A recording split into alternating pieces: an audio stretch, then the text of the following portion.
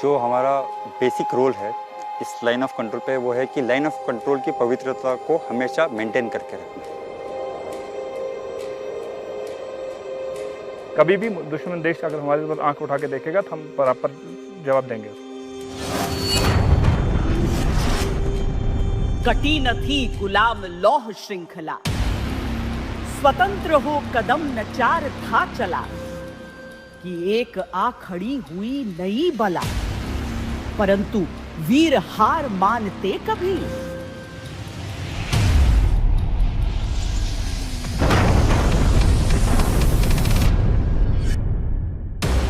गोली का जवाब गोली से और बम का जवाब बम से देंगे। हमने दुश्मन के लॉन्च पैडों को बर्बाद किया था। ट्रेनिंग में इसी दिन के लिए हम पूरा एफर्ट लगाते हैं। ऑपरेशन सिंदूर के दौरान जैसे ही एनिमी ने अपनी आर्टी फायर खोला, हमने अपनी आर्टी फायर से उनको सप्रेस कर दिया। इस इलाके से गुजरने वाले ड्रोन्स को इफेक्टिवली बर्बाद किया है। दुश्मन का फायर यूं ही आया, कुछ समय के बाद हमने फायर का जवाब फायर से दिया और दुश्मन देश का मोराल डाउन कर दिया।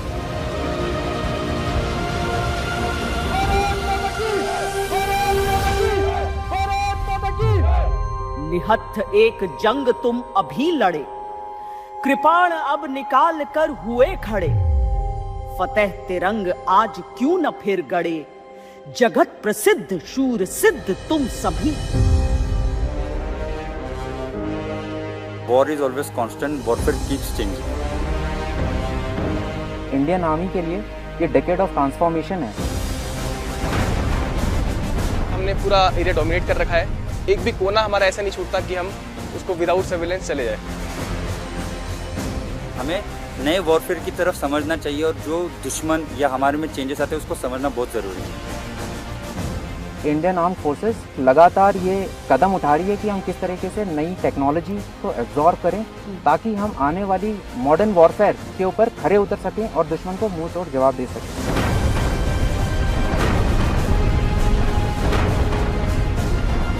सर्विस में आने के बाद हर सैनिक की एक मनोकामना होती है कि हम दुश्मन को मुंह तोड़ जवाब दे सके, और वो मौका हमें मिला और हमने वो कर दिखाया।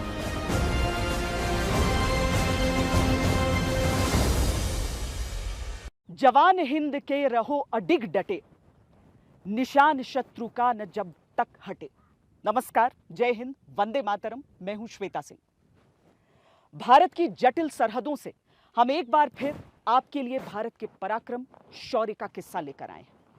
जिस तरीके से इन जटिल सरहदों की रक्षा हमारे सैनिक करते हैं, भारत की सेना करती है, वो हम सब देखते रहते हैं। लेकिन जो नए समय का युद्ध है, जिसे न्यू एज वॉरफेयर कहा जाता है, उसमें किस तरीके से ढले, उन चुनौतियों का सामना किस तरीके से किया, आज पूरा किस्सा आपको सुनाएंगे।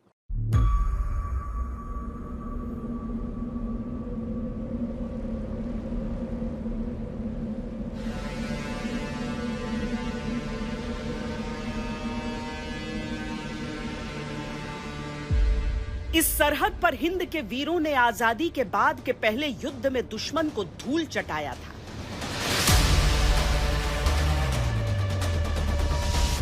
इसी सरहद पर आज भी हिंद के वीरों के पराक्रम से तिरंगा शान से लहराता है। हर सैनिक की एक मनोकामना होती है कि हम दुश्मन को मुंह तोड़ जवाब दे सके, और वो मौका हमें मिला और हमने वो कर दिखाया।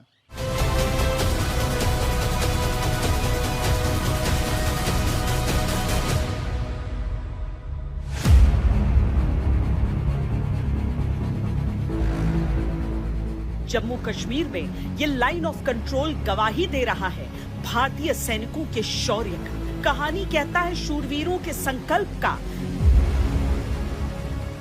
किस्सा कहता है उनकी बहादुरी का।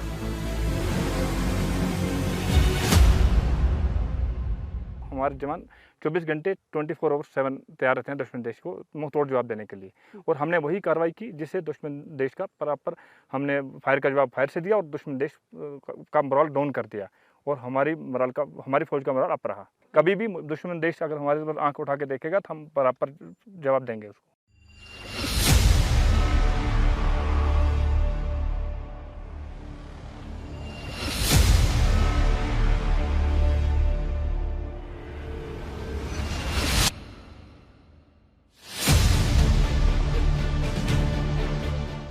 भारत के योद्धा प्रण से डिगते नहीं, दायित्व से हटते नहीं, देश के लिए सर्वस्व करते हैं न्यौछावर।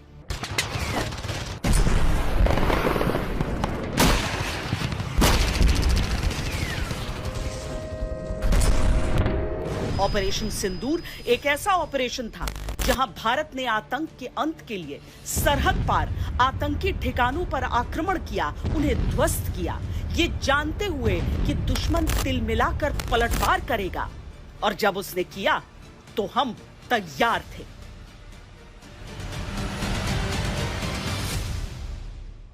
गोली का जवाब गोली से, बम का जवाब बम से देना है। हमने दुश्मन के लॉन्च पैडों को बर्बाद किया था, ज़्यादा से ज़्यादा उनके लॉन्च पैड बर्बाद किए और मुद्दा हासिल किया।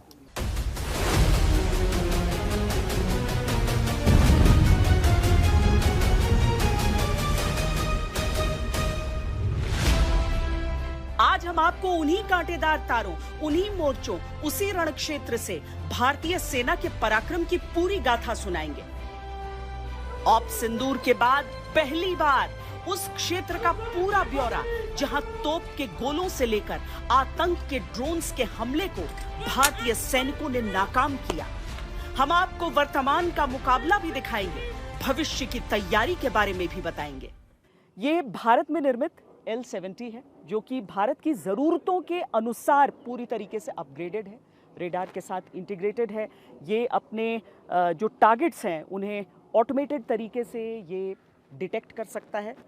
ड्रोन जैसे जो छोटे लक्ष्य होते हैं उन्हें पूरी तरीके से नेस्तनाबूद कर सकता है, चाहे वो कितनी ही संख्या में इसके नज़दीक आए। तो यानी आप समझ लीजिए कि भारत की जो सरहदें हमारे सैनिकों की आंखों से अब तक पूरी तरीके से सुरक्षित रहती थी, अब उनका जो दायरा है वो इन ऊंचे आसमानों तक जाता है।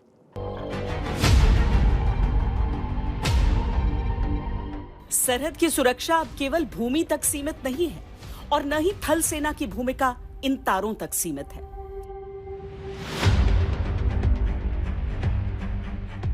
खतरा अब आसमानों की ऊंचाइयों से भी आता है और इसीलिए लड़ाई का दायरा बहुत विस्तृत हो चुका है। भारत के पास कई वायु सुरक्षा उपकरण हैं जो अलग अलग प्रणालियों का हिस्सा हैं और उन्हीं में से एक है ये L-70।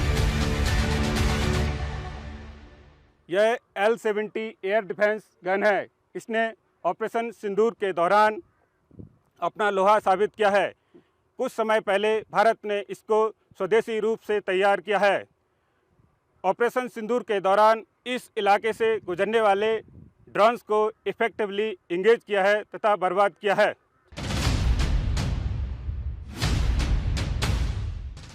L-70 एक विश्वस्त एंटी एयरक्राफ्ट गन है जिसका जबरदस्त आधुनिकीकरण हुआ है। इसका उत्पादन अब भारत में होता है। ये अब एक सेमी ऑटोमेटेड सिस्टम है जिसमें लक्ष्य को ऑटोमेटिक तरीके से हासिल किया जाता है। इसमें लक्ष्य को ट्रैक करने की क्षमता है, इसमें डिजिटल डिस्प्ले है, ये रेडार से भी लैस है। सबसे बढ़कर ये युद्ध सिद्ध है। इसकी 3 बातें इसे ऐसे मोर्चों के लिए अहम बनाती हैं। पहला, इसकी मोबिलिटी, यानी ये एक जगह से दूसरी जगह आसानी से ले जाया जा सकता है। दूसरा, इसकी रगेडनेस, यानी ये टिकाऊ और मजबूत है। तीसरा, इसका क्विक सेटअप टाइम, यानी इसे बहुत तेजी से इस्तेमाल के लिए तैयार किया जा सकता है। ये ड्रोन्स के विरुद्ध रोल के लिए तैयार किया गया था और ऑपरेशन सिंदूर के दौरान इसने अपनी काबिलियत दिखा दी है। इसका इस्तेमाल ऑप सिंदूर के समय किया हमने। Yes ma'am. क्या मतलब डे नाइट सब समय ये पूरी तरीके से? जो भारत ने कुछ समय से पहले अपग्रेडिंग किया, इसी कारण से इसको डे नाइट दोनों समय टारगेट का एंगेज करने में मदद मिला। तो एक तरह से ये हमारा स्वदेशी हथियार है। स्वदेशी हथियार।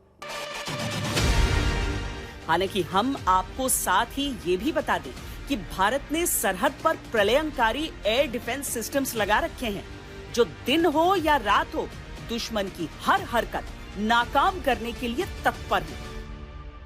ये एक वर्टिकल टेक ऑफ और लैंडिंग ड्रोन है जिसकी क्षमता इस तरह की जो एक्सट्रीम परिस्थितियां होती हैं, टेरेन हो, टेम्परेचर हो, उसमें बहुत अधिक बढ़ जाती हैं और भारत की सेना को बहुत अधिक शक्ति देती हैं।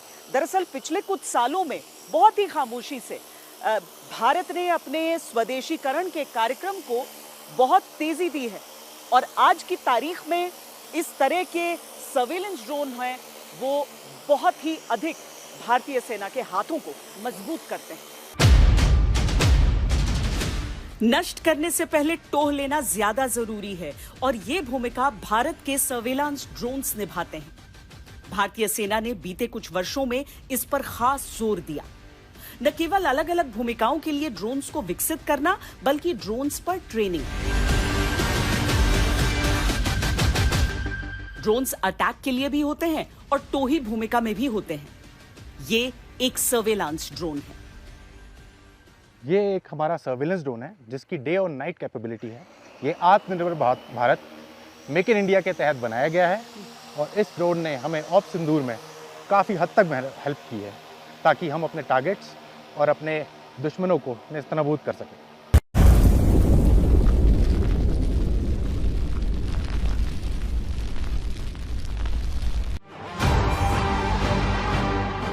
ऑपरेशन सिंदूर के दौरान भारत के ड्रोन्स ने दुश्मन के क्षेत्र में विध्वंस भी किया और दुश्मन के इरादों को भांपकर अपने क्षेत्र की रक्षा भी की।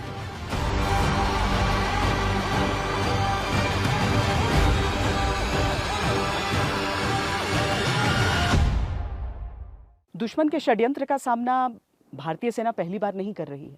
ये पाकिस्तान की घुसपैठिए 1947-48 के युद्ध में घुस आए थे, लेकिन उन सब से वापस इन क्षेत्रों को, इन पहाड़ियों को छुड़ाने का काम भारतीय सेना ने उस समय कर दिखाया था जब देश बिल्कुल आज़ाद हुआ था और ये भारत का पहला युद्ध था।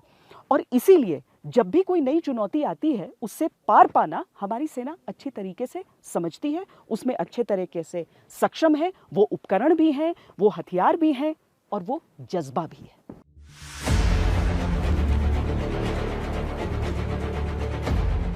(1947) में भारत की स्वतंत्रता के साथ ही भारतीय सेना ने पहले युद्ध का सामना किया था जब कबायलियों के मुखौटे के पीछे पाकिस्तानी सेना ने कश्मीर हासिल करने की जुर्रत की थी।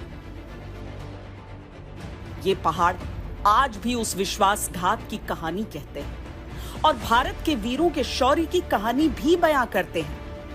टीटवाल का सामरिक महत्व ऐसा था कि पाकिस्तान बार बार वहां दाखिल होने की कोशिश करता रहा, लेकिन हिंदुस्तान के सैनिकों के आगे बार बार घुटने टेकने पर मजबूर हुआ।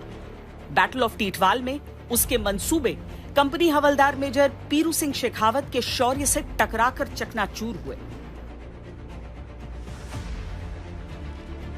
और जब रीच मार गली के जरिए उसने फिर टीटवाल हासिल करने का प्रयास किया तो लांस नायक करम सिंह के पराक्रम से हार गया।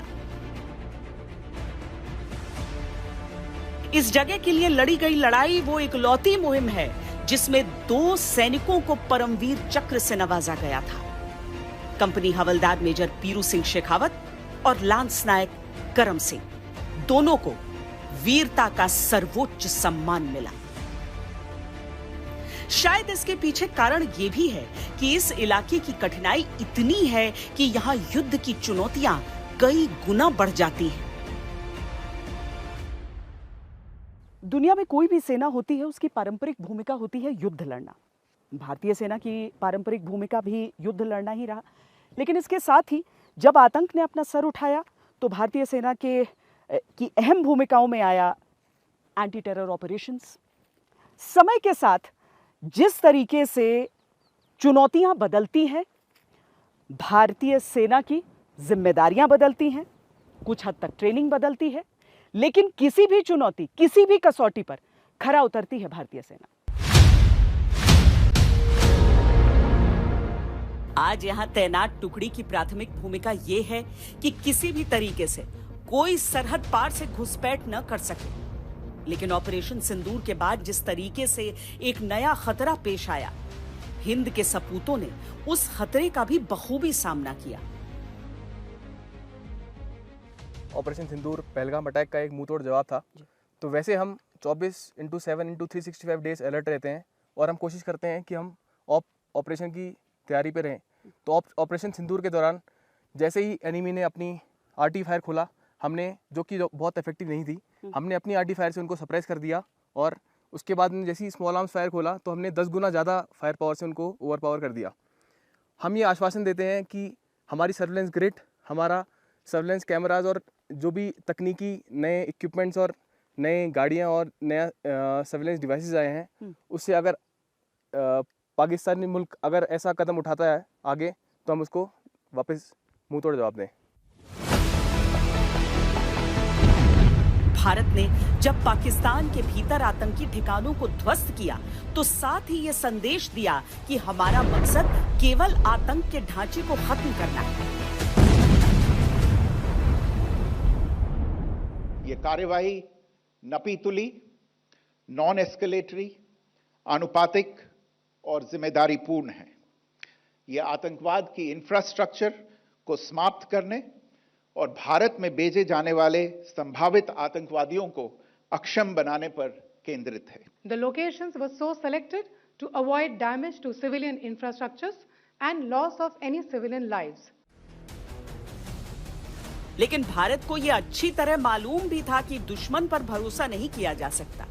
हुआ भी है, भारत ने आतंक पर वार किया तो पाकिस्तान ने हमारे सैन्य ठिकानों को निशाना बनाया।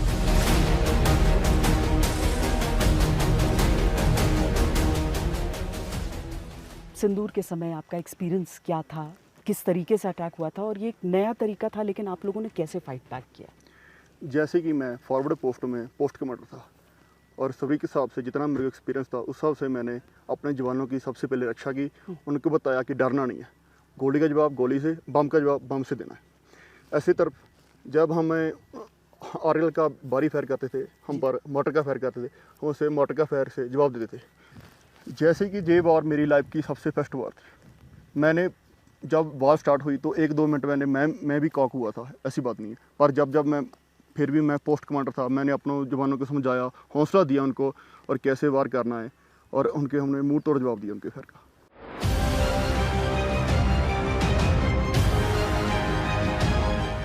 केवल इतना ही नहीं, पाकिस्तान ने तो भारत के नागरिक इलाकों पर जोरदार गोलाबारी शुरू कर दी। इस पूरे जिले को अगर देखें तो यहां अनुमानित 147 घरों को नुकसान पहुंचा। भारत ने 2021 से इस क्षेत्र में सीज फायर लागू रखा था, लेकिन दुश्मन ने आतंक पर वार का बदला भारत के नागरिकों से लेने की कोशिश की। बहुत ज़्यादा शेलिंग हुई थी उस दिन, जिसकी वजह से यहाँ पे 2 मकान फुली डैमेज हुए और कम से कम 23 मकान जो है पार्शली डैमेज हुए। अच्छा। ये मतलब ये अखरोट के पेड़ के, वॉलनट के मतलब जो है यहाँ पे हिट हुआ। अगर ये पेड़ नहीं होता तो इस मकान को हिट हो जाता ये। अच्छा। तो बाल बच गए और इसकी वजह से यहाँ पे जितने भी मकान हैं उनको सबको डैमेज हुआ। यहाँ पे शेलिंग से बहुत नुकसान हुआ। 63 घर जो थे उनको यहाँ पे नुकसान हुआ है। उनमें से कुछ 2-3 तो ऐसी फैमिलीज़ हैं, जैसे ये अभी आपने देखी 1-2 फैमिलीज़, ये विडोज़ हैं दोनों। इनके मतलब जो है सोर्स ऑफ इनकम कुछ भी नहीं है। तो ये आपके सामने है जो मकान की हालत है। यहाँ पे ट्रैक्टर खड़ा था, उसी के ऊपर ये बम शेल गिरा और उससे ये मकान पूरा ख़त्म हो गया इनका। सरहद पर रहने वाले आम नागरिक भी देश के सिपाही होते हैं, क्योंकि इतने खतरों के बावजूद वो अपनी जगह पर डटे रहते हैं और इन नागरिकों का भरोसा है भारत की सेना, जो ढाल बनकर इनके साथ रहती है।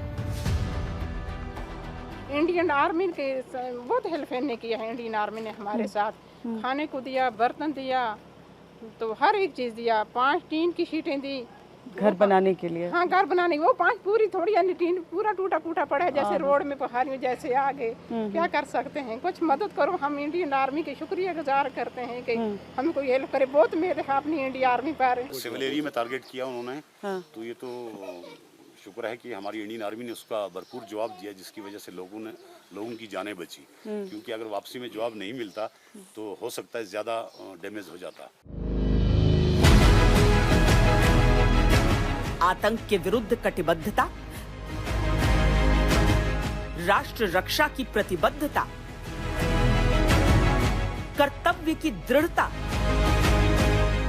भारतीय सेना की खींची इस रेखा को कोई दुश्मन पार नहीं कर सकता। हर चुनौती को परास्त कर भविष्य का भरोसा है भारत की सेना। भारत माता की।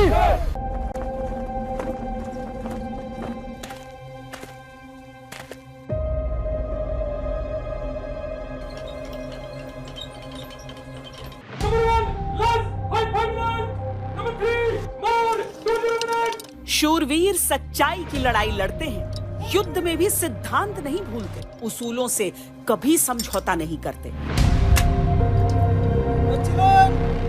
लेकिन दुश्मन कितनी भी चालबाजियां कर ले, हिंद के सैनिक किसी भी कीमत पर कभी तिरंगे पर आंच नहीं आने देते।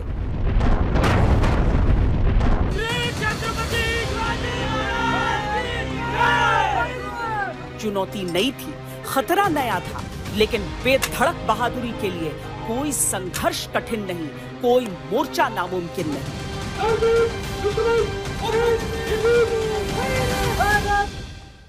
ये आर्टिलरी की टुकड़ी की अभ्यास की कार्रवाई है। जो असली परिस्थितियां होती हैं वो कहीं ज़्यादा जटिल होती हैं, कहीं ज़्यादा मुश्किल होती हैं, और उसमें अगर ये सैनिक पूरे संयम के साथ कोई कार्रवाई कर पाते हैं तो इसीलिए क्योंकि उन्होंने अभ्यास में पसीना बहाया होता है।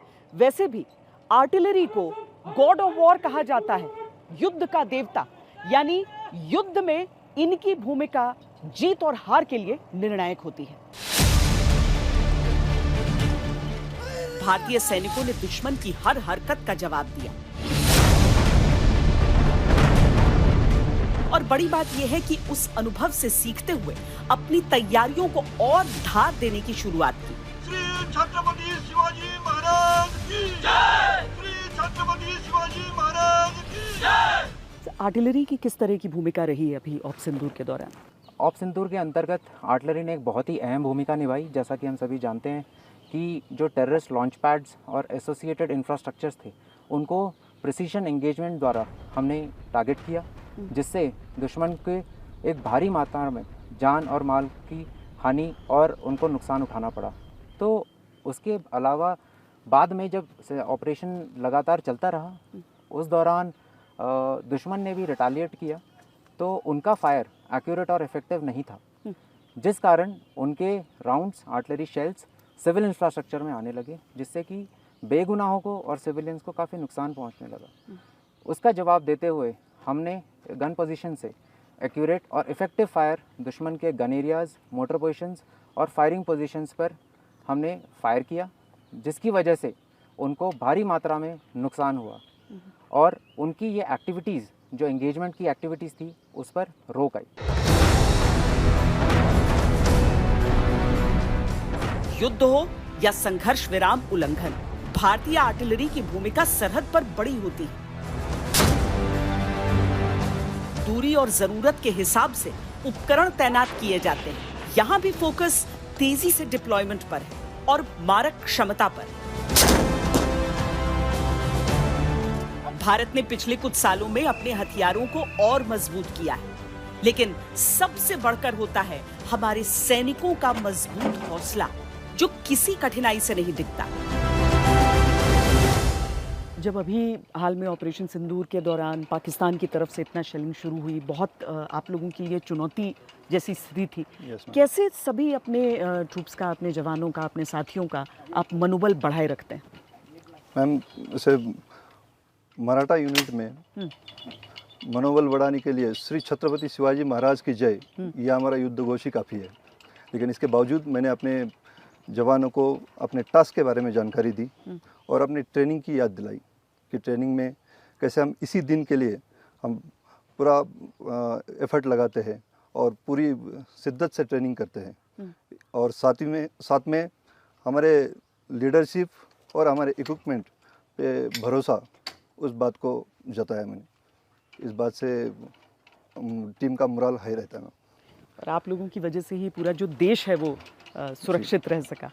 जी मैम। तो देश के लिए भी आप कुछ कहना चाहेंगे? आप लोग सब यहाँ पर रहकर और ख़तरों का सामना करते हैं। बस हम यही कहेंगे कि मैम, ये हमारे लिए एक बहुत ऑपरेशन सिंदूर एक सौभाग्यशाली क्षण रहा हम सभी के लिए कि हम सर्विस में आने के बाद हर सैनिक की एक मनोकामना होती है कि हम दुश्मन को मुंह तोड़ जवाब दे सके, और वो मौका हमें मिला और हमने वो कर दिखाया। बड़ी बात यह है कि भारत केवल ऑपरेशन सिंदूर की सफलता से उत्साहित नहीं है, बल्कि मोर्चे की चुनौतियों को समझकर आगे के संघर्ष के लिए बेहतर तैयारियों में जुटा है।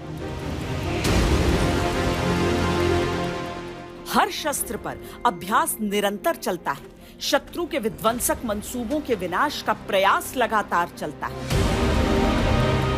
चाहे सरहद पर शांति क्यों न रहे, भारत के सैनिकों की चौकस निगरानी जारी रहती है और हर खतरे के लिए तैयार रहना परम कर्तव्य बनता है।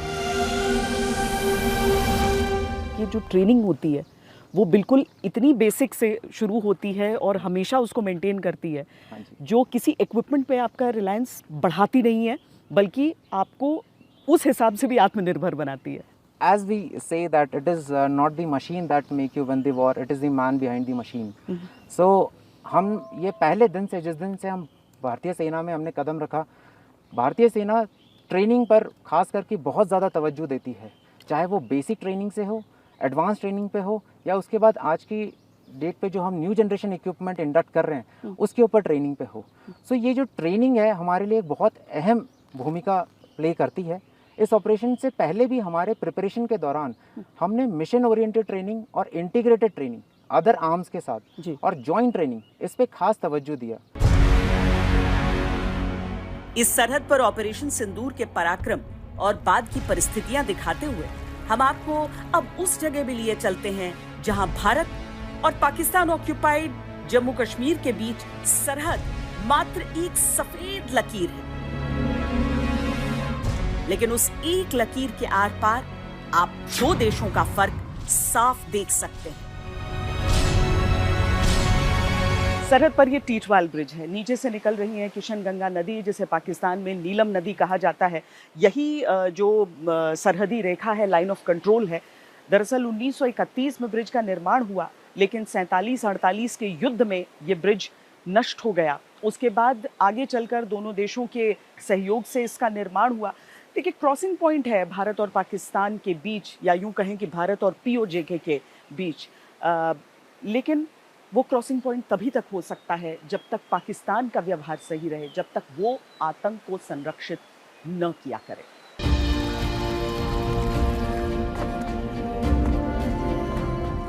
भारत सरकार की नीति के अनुसार इलाके के विकास और परिस्थितियों को सामान्य रखने के लिए इस क्षेत्र में बॉर्डर टूरिज्म को बढ़ावा दिया जा रहा है।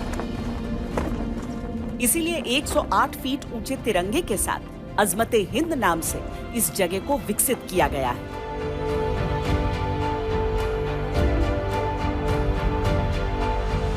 बैटलफील्ड टूरिज्म के तौर पर इसे विकसित किया जा रहा है, कितना फायदा है करना? जब से ये अजमते हिंद जो है यहाँ पे झंडा लहराया गया है, तब से बहुत सारे जो टूरिस्ट हैं वो यहाँ पर आए हुए हैं और उम्मीद करते हैं कि और भी आएंगे। तो ये जो स्टेप उठाया गया है, इस स्टेप को हम अप्रिशिएट करते हैं और ख़ासकर जो हमारे करना की आवाम है इस स्टेप को अप्रिशिएट करती है, क्योंकि जब ऐसे स्टेप उठाए जाएंगे तभी जाके डेवलपमेंट और ख़ासकर हम टूरिज़्म को लेकर हम बात करें, क्योंकि जो इकनॉमी है, ख़ासकर ये जो लोग हैं, करना के लोग हैं, ये इनकी इकनॉमी जो है वो ज़्यादातर डिपेंड है एग्रीकल्चर के ऊपर। अगर ऐसे स्टेप अगर यहाँ पे टूरिस्ट आते हैं तो हमारी जो इकनॉमी है वो आगे बढ़ेगी।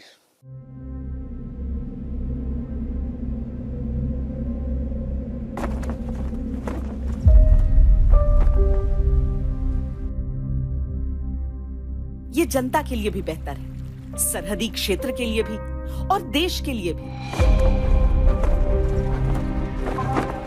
दिलचस्प ये है कि दोनों देशों के बीच ये सबसे करीबी रिहायशी सरहद है। दोनों देशों के लोग आमने सामने के क्षेत्र का फर्क देख सकते हैं। यहाँ पे टूरिज्म की बात करें, ये सबसे बड़ा इनिशिएटिव था इंडियन आर्मी का था।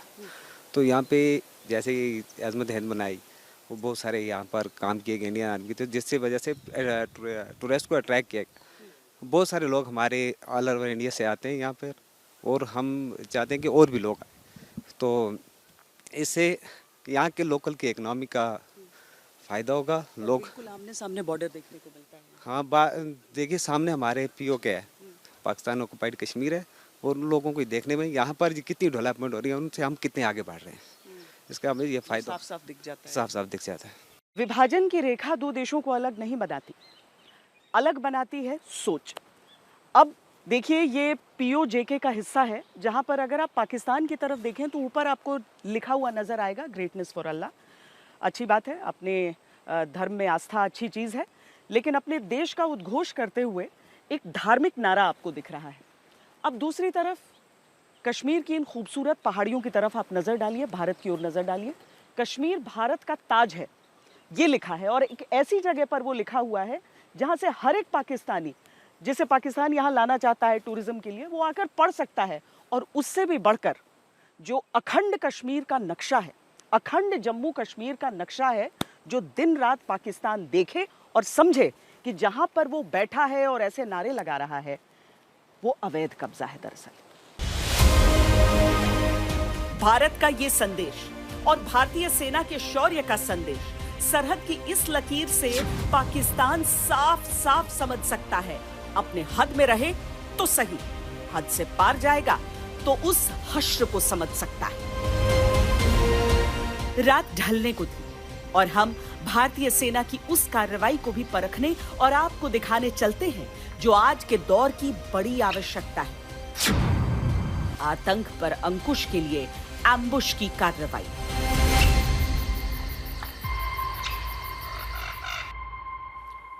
भारतीय सेना में एक तरह से समझ लीजिए ये उद्देश्य वाक्य होता है कि आज मुकाबला होगा, आपको हर दिन एक मुकाबले के हिसाब से तैयार रहना होता है।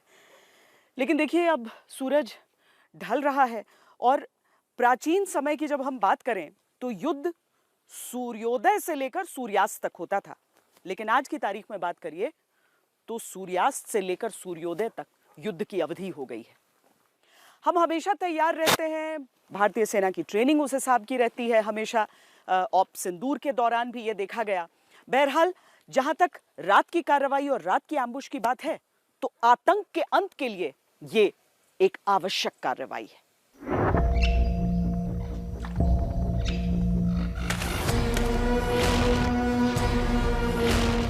कांटेदार तारों का अवरोध तो है, पर फौलादी इरादों का अवरोध भी उतना ही आवश्यक है। सरहद पर उपकरणों की नजर तो है, पर सैन्य चौकसी भी उतनी ही जरूरी है। ऑपरेशन सिंदूर के लिए तो खैर देश में ये बताया भी गया है कि ये एक ऑनगोइंग ऑपरेशन है। यस। लेकिन यहाँ पर जब आपकी टुकड़ी, आप जिसको लीड करते हैं, वो लाइन ऑफ कंट्रोल पर रहती है, किस तरह की जिम्मेदारियां रहती हैं? मैडम, जो हमारा बेसिक रोल है इस लाइन ऑफ कंट्रोल पे वो है कि लाइन ऑफ कंट्रोल की पवित्रता को हमेशा मेंटेन करके रखना, कि जो सैंक्टिटी ऑफ एलसी जिसको हम कहते हैं वो हमेशा हम उसको वैसे रखना चाहते हैं, और उसी के लिए हम डोमिनेट करके उसको, हमारे ट्रूप्स को और इस एरिया को अपने अंडर कमांड रखते हैं। साथ ही साथ किसी भी प्रकार की कोई भी इन्फिल्ट्रेशन की अगर हरकत होती है उसको नाकामयाब करना, ये मेरे ट्रूप्स का सबसे इम्पोर्टेंट टास्क रहता है। उसके साथ साथ हमारे पास बहुत सारे टास्क है, जैसे कि मेरे इस इलाके में फेंस जाती है, उस फेंस की पेट्रोलिंग करना, ये चेक करना कि फेंस कहीं कटी तो नहीं है, कहीं इन्फिल्ट्रेशन का कोई अटेम्प्ट हुआ तो नहीं है, तो उसको डे नाइट हम चेक करते हैं। साथ ही साथ अलग अलग तरीक़ों की हम पेट्रोलिंग करते हैं, और रात में जहाँ पर भी हमें शक्य इलाका दिखता है वहाँ पर हम एम्बुश वगैरह भी ले करते हैं।